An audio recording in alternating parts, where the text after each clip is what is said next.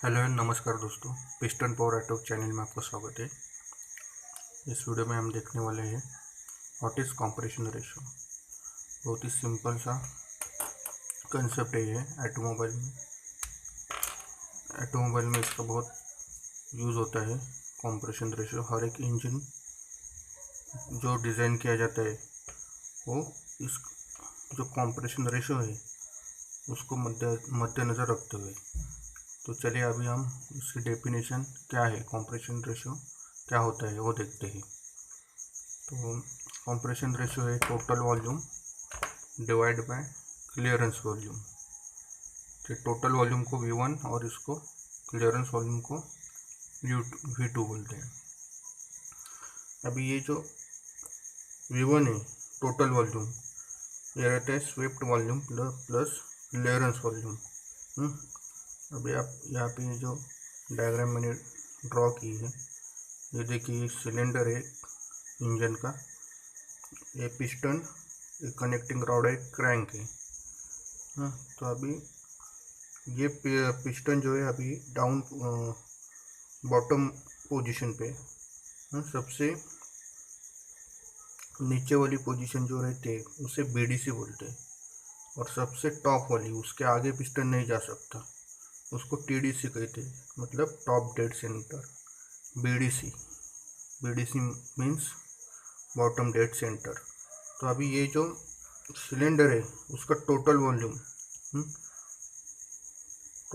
क्या होगा, ये पूरा वॉल्यूम ये यहाँ से यहाँ तक, मतलब अभी जो बॉटम में है ना, बॉटम और TDC, BDC और TDC प्लस क्लियरेंस वॉल्यूम, ये यहाँ पे लिखा है V1। तो ये हो गया टोटल वॉल्यूम। और टोटल वॉल्यूम में से क्लियरेंस वॉल्यूम जो है जहाँ तक पिस्टन जाता है लास्ट तक उसे TDC कहते हैं, और उसके ऊपर का जो वॉल्यूम है सिलेंडर में उसको क्लियरेंस वॉल्यूम बोलते हैं। तो उसको माइनस करके जो बचता है BDC टू TDC, जो जितना पिस्टन ट्रैवल करता है उसको स्वेप्ट वॉल्यूम बोलते हैं। भी इसको V1 यानी टोटल वॉल्यूम, मतलब swept volume plus clearance volume. और ये देखिए, ये क्लियरेंस वॉल्यूम मैंने इधर तक दिखाया है, ये टॉप पोजीशन है पिस्टन की, इसके आगे पिस्टन नहीं जा सकता। और ये और इस सिलेंडर में जो जगह जितनी बचती है, जितनी मौजूद रहती है पिस्टन टॉप पे जाने पे, उसको क्लियरेंस वॉल्यूम बोलते हैं। अभी ये तो हो गया स्वेप्ट वॉल्यूम क्लियरेंस वॉल्यूम, आपको समझ में आया होगा। तो फॉर पेट्रोल इंजन अभी कैसे रहता है कि इंजन के लिए ज़्यादा कंप्रेशन रहेगा तो पावर ज़्यादा बनेगी इंजन में।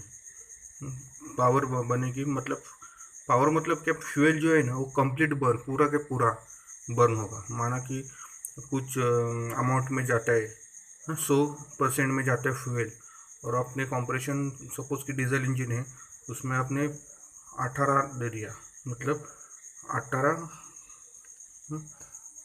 18:1, मतलब ये तो कांस्टेंट रहेगा ये एरिया। ऑलवेज रिमेंबर, ये जो ऊपर का जो क्लियरेंस है वो कांस्टेंट ही रहेगा, वो एरिया कांस्टेंट रहेगा। वॉल्यूम ये सिर्फ इसमें चेंज होगा स्वेप्ट वॉल्यूम में। इसको हमको बढ़ाने का है। इसको बढ़ाने से ये बढ़ेगा, तो उसके अंदर ये तो ऐड होने वाला ही है, लेकिन ये बढ़ाते हैं अपन। तो जब भी इंजन के लिए कंप्रेशन जोर से दिया तो पेट्रोल में या फिर जो भी फ्यूल रहेगा वो पूरी तरह से बर्न हो जाएगा। तो इसके लिए हमें कंप्रेशन ज़्यादा देना पड़ता है इंजन में, या इफ़िशिएंसी लाने के लिए। अगर ज़्यादा और भी ज़्यादा दिया तो क्या होगा, अगर पेट्रोल इंजन रहेगा तो पहले ही बर्निंग चालू हो जाएगा ज़्यादा कंप्रेशन के वजह से। मतलब कि सिलेंडर में पहुंचने के पहले से ही जो पेट्रोल है वो बर्न चालू हो जाएगा, बर्न होना। तो उससे नॉकिंग की अगर समस्या पैदा होती है इंजन में। तो वो ना हो तो एक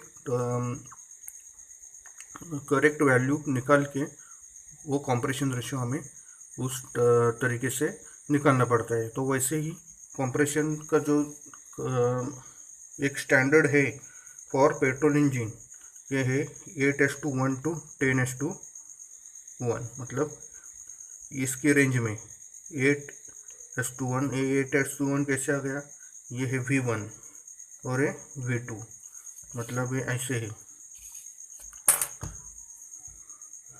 8:1, ये कैसे हो गया क्लियरेंस कंप्रेशन रेशियो CR। मैं इधर लिख देता हूँ, CR का फॉर्मूला हमने देखा है V1:V2। तो V1 क्या है, टोटल वॉल्यूम क्या रहते हैं, स्वेप्ट प्लस क्लियरेंस। तो उसको हमने ले लिया यहाँ पे 8, और ये तो कांस्टेंट ही रहेगा 1, हर एक कोई भी इंजन रहने दो, क्लियरेंस वॉल्यूम वो कांस्टेंट ही रहेगा 1। खाली यही चेंज करना रहता है आपने को। तो ये पेट्रोल इंजन के लिए, और डीजल के लिए 15:1 to 20:1। कभी कभी वो 25 तक भी चल सकता है, कई जगह पे 25:1 भी मेंशन किया गया है। ठीक है, उसके बाद हम देखेंगे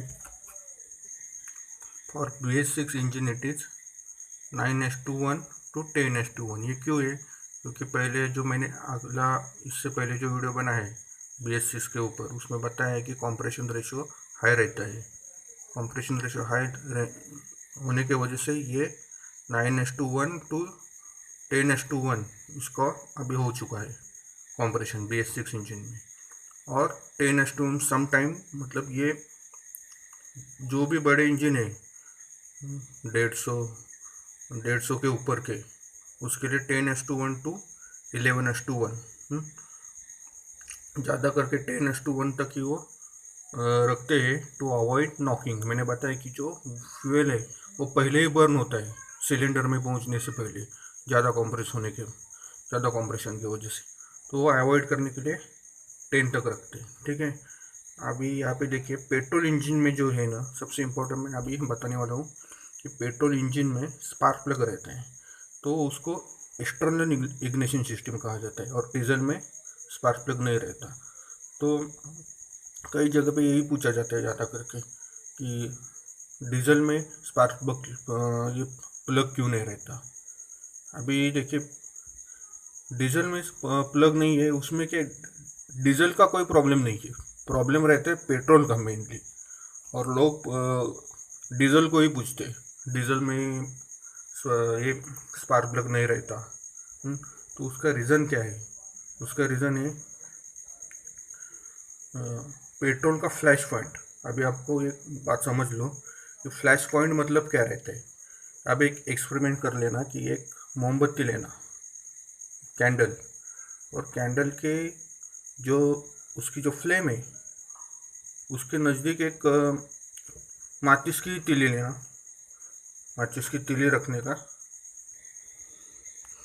एक ऐसा तीली रखने का, और कंसिडर कीजिए फ्लेम है मोमबत्ती की, और ऐसा ये फ्लेम है मोमबत्ती की, और इतनी दूरी पर रखने का, और कितने टाइम के बाद ये ऑटोमेटिक फायर कैच करती है, उसको फ्लेम में नहीं डालने का, फ्लेम से बाहर एक पर्टिकुलर दूरी रखने का। तो कितने टाइम के बाद और कितने टेम्परेचर उसका होने के बाद, जैसे कि 60 डिग्री हो गया इसके अंदर, इसने फ्लेम का जो टेम्परेचर है वो इसने ले लिया, जो तीली है ना इसने ले लिया, उसकी हीट के वजह से ये गर्म हो गई, और 60 डिग्री होने के बाद ये जल जाती है अपने आप, उसको नहीं फ्लेम में नहीं डाला अपने आप, मतलब हमने वैसे तो ये फ्लेम है, जलती फ्लेम के ऊपर रख दिया तो जल जाएगी, लेकिन इधर रख दिया तो कुछ 5 minute 6 minute depending on this material. अगर इसके वजह से तो इसके जगह पे दूसरा हार्ड कोई लकड़ी ले ली तो उसको 15 मिनट जलेगा, लेकिन तो टाइम तो अलग रहेगा। वैसे ही पेट्रोल और डीजल का है, पेट्रोल का फ्लैश पॉइंट वो ज़्यादा रहता है, तो उसमें पेट्रोल जलता नहीं है कंप्रेशन, और ज़्यादा कंप्रेशन नहीं कर सकते हम क्योंकि नॉकिंग का प्रॉब्लम आ सकता है पेट्रोल में, पहले ही जलेगा। हाँ, तो वो अवॉइड करने के लिए एक्सटर्नली हमको स्पार्क प्लग प्रोवाइड करना पड़ता है। कभी कभी इंटरव्यू में पूछा जाता है कि why there is no spark plug in diesel engine. अरे लेकिन डीजल इंजन का तो कोई प्रॉब्लम ही नहीं, डीजल का फ्लैश पॉइंट जो है वो कम है। डीजल कम कंप्रेस होने के बाद वो जलता है। मानो कि 600 डिग्री जब टेम्परेचर जाता है, हाँ, तो उसके हिसाब से डीजल का रहेगा 350 डिग्री टेम्परेचर। तो 350 डिग्री टेम्परेचर तो हमें कंप्रेशन में अचीव होता है, तो इसलिए वहाँ पे स्पार्क प्लग नहीं है। और पेट्रोल का फ्लैश पॉइंट ज़्यादा होने की वजह से हमें एक्सटर्नल सोर्स मतलब स्पार्क प्लग ऐड करना पड़ता है। तो इम्पोर्टेंट चीज़ यहाँ पे मैंने बताई।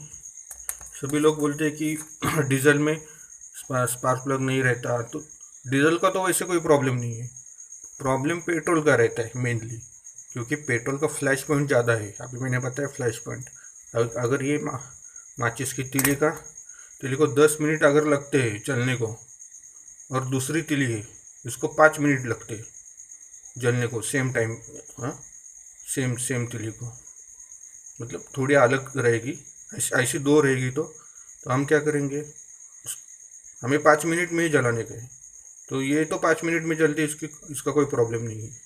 लेकिन जो 10 मिनट में जो जलती है उसको हम एक्सटर्नली कुछ एडिशनल सप्लाई देंगे, जैसे कि पेट्रोल इंजन में स्पार्क प्लग दिया हुआ है।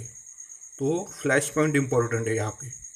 आपने अगर किसी ने इंटरव्यू में ऐसा क्वेश्चन करते हैं तो देख ली, आप एक्सपीरियंस लेना, सिर्फ उसको एक ही बोलना फ्लैश पॉइंट। ये आपके पास अगर किसी ने इंटरव्यू में बोला, ऐसे पूछते हैं क्वेश्चन कुछ कि तो उनको जो चाहिए वो मेनली यही रहता है।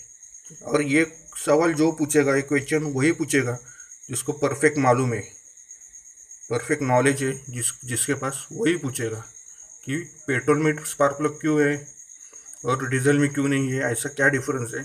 तो सिर्फ आपने सिर्फ ऐसे ही बोला ना कि फ्लैश पॉइंट का सब मैटर है, तो बस उतना ही वो सेटिस्फाई हो जाएगा, आगे नहीं पूछेगा। ठीक है। और ये ज़रूरत क्यों है, why compression ratio require, fuel economy, better power, है तो मैंने बता दिया।